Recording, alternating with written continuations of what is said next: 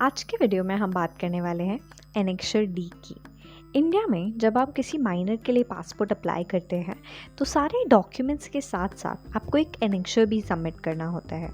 ये annexure D, annexure सी या कुछ रेयर केसेस में एनेक्सर आई भी हो सकता है।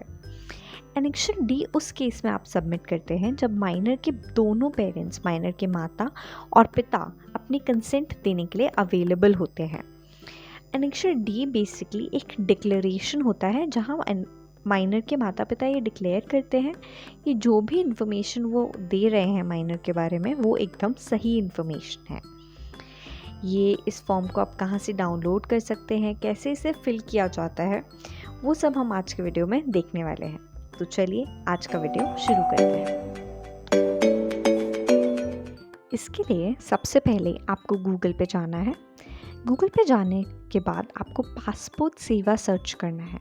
पासपोर्ट सेवा गवर्नमेंट की एक वेबसाइट होती है पासपोर्ट और पासपोर्ट से रिलेटेड सर्विसेज के लिए। या पासपोर्ट सेवा की वेबसाइट पे आ गए। अब आप थोड़ा स्क्रॉल डाउन करेंगे तो आपके पास सर्विसेज का ऑप्शन आएगा। आपको एनेक्सर्स पे जाना है और जो एनेक्सर डी आपके सामने आ रहा है उस पर आपको क्लिक कर लेना है। जैसा आप देख पा रहे हैं कि ये एक डिक्लेरेशन है। ये एनेक्सर डी आपके सामने आ गया है। अभी सबसे आसान तरीके से फिल करने का ये होता है कि आप इसे डाउनलोड कर लें और इसका एक प्रिंट आउट निकाल के पेन से इसे फिल करें। पर अभी मैं आपको समझाने के लिए इसे वर्ड फाइल में कन्वर्ट करके फिल करती हूँ। इसके लिए PDF टू वर्ड आप कर सकते हैं।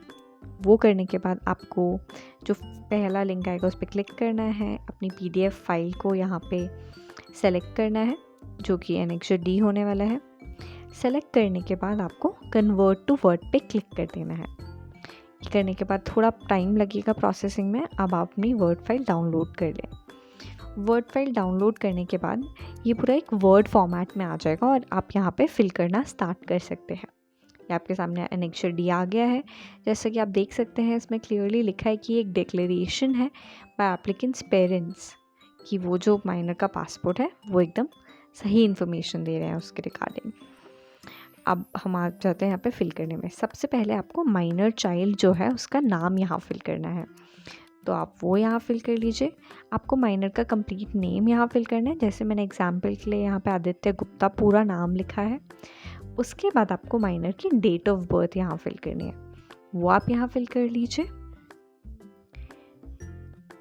ये दोनों ही चीज़ें फिल करने के बाद आपको आना है पेरेंट्स की डिटेल पे।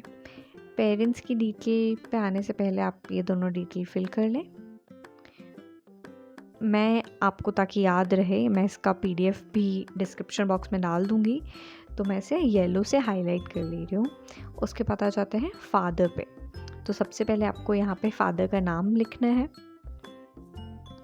वापस आपको ये ध्यान रखना है कि आपको यहाँ पे फादर का कंप्लीट नेम लिखना है। उनका फर्स्ट नेम, उनका सरनेम, अगर मिडिल नेम है तो वो आप यहाँ लिख लेंगे।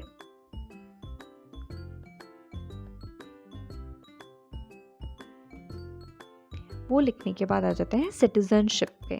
वो कहाँ के सिटीज़न है, तो इंडियन, हम इंडियन लिख लेते हैं। मोस्टली केस पासपोर्ट के केस में ये इंडियन ही होगा। उसके बाद आ जाते हैं पासपोर्ट नंबर पे। मैंने यहाँ पे एग्जाम्पल के लिए एक पासपोर्ट नंबर लिखा है। पेरेंट का पासपोर्ट, फादर का पासपोर्ट नंबर लिख लीजिए। उनका कॉन्टैक्ट नंबर आपको यहाँ लिखना है। ये लिखने के बाद आपको ईमेल आईडी उनकी यहाँ लिखनी है, वो आप यहाँ फिल कर लीजिए।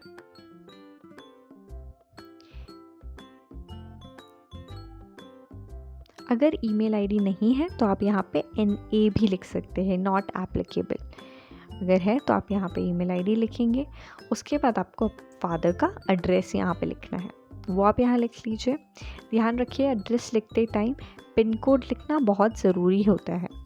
तो आप कंप्लीट एड्रेस लिखेंगे, हाउस नंबर, किस सोसाइटी में है, किस स्टेट में है, उसके बाद पिन कोड, वो सब आप यहाँ लिख लीजिए। उसके बाद आ जाता है मदर की डिटेल पे। तो सेम आपको मदर का फर्स्ट नेम यहाँ लिखना है, उसके बाद उनका सरनेम, उसके बाद सिटीजनशिप जो अगेन इंडियन होगी, उसके बाद पासपोर्ट नंबर। मैं यहाँ पे एक एग्जांपल ले रही हूँ कि मदर का पासपोर्ट नहीं है तो हम यहाँ पे NA कर देंगे। एनेक्शर डी के केस में या फिर जब हम माइनर का पासपोर्ट बनवाते हैं तो किसी एक पेरेंट का पासपोर्ट होना बहुत ज़रूरी है। अगर एक भी पेरेंट्स के पास पासपोर्ट नहीं है तो उस केस में पेरेंट को माइनर के साथ ही अप्लाई करना होता है और उनका जो ARN नंबर होता है वो यहाँ पे लिखना होता है, जो हम आगे जाके देखने वाले हैं। अब आपने यहाँ पे मदर की भी सारी डिटेल्स फिल कर ली है, contact number, email ID, address.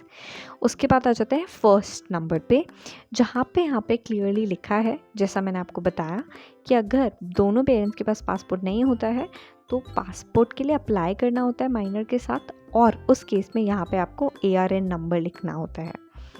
तो यहाँ पे हम अज्यूम करेंगे कि मदर ने अप्लाई किया है माइनर के साथ और वो उनका हम ARN नंबर यहाँ लिख लेते हैं, वो आप यहाँ लिख लेंगे। ARN नंबर बेसिकली होता है एप्लीकेशन रेफरेंस नंबर। जब आप अप्लाई करते हैं तो आपको एक नंबर दिया जाता है, वो आपको यहाँ पे लिखना है। उसके बाद सेकंड में डिक्लेयर करना है कि हाँ, जो बच्चा है, जो माइनर है, वो सिटीज़न ऑफ इंडिया है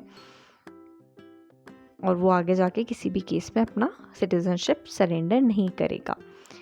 रिस्पॉन्सिबिलिटी लेनी है थर्ड पॉइंट में माइनर की। उसके बाद फोर्थ पॉइंट आ जाता है, वो आप यहाँ पे ढंग से पढ़ लीजिए।